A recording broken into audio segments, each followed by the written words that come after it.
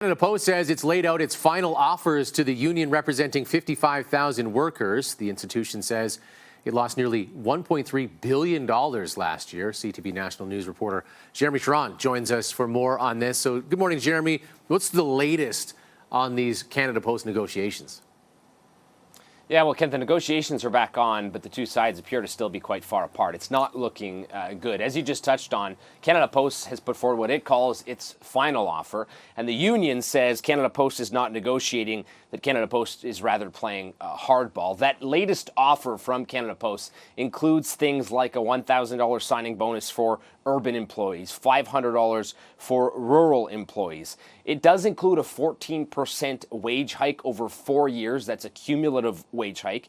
And it does plan to move forward with hiring part-time staff to cover off weekend delivery. That's something Canada Post has been pushing for to stay competitive with other parcel delivery services. But that has been a sticking point in negotiations. The union is not a fan of the corporation hiring part-time staff to cover off those weekend shifts. The union has made it clear they're not happy with this offer.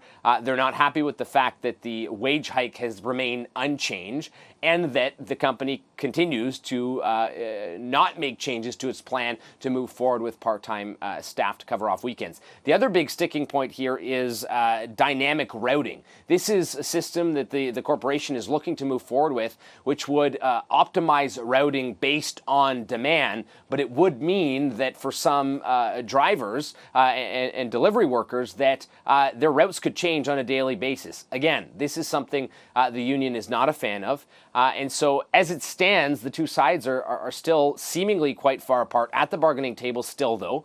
And the union has been in a strike position since Friday. So far has only implemented an overtime ban. The question remains, what is kind of the sticking point or the final line for the union as to whether or not it decides to move ahead with a strike. So far, it says the overtime ban is in an effort to try and minimize impact on customers and Canadians who are relying on the Postal Service. But surely, it's quite telling to see that Canada Post has put forward what it calls its final offer, and the union basically has taken the position that Canada Post isn't even trying to negotiate, that they're just playing hardball. So the two sides clearly still far apart here, Kent. And Jeremie, quickly before you go, do we have any timeline here? Do we know if there's a deadline for the union to say, okay, that's it, we're done, we're walking away and going on strike?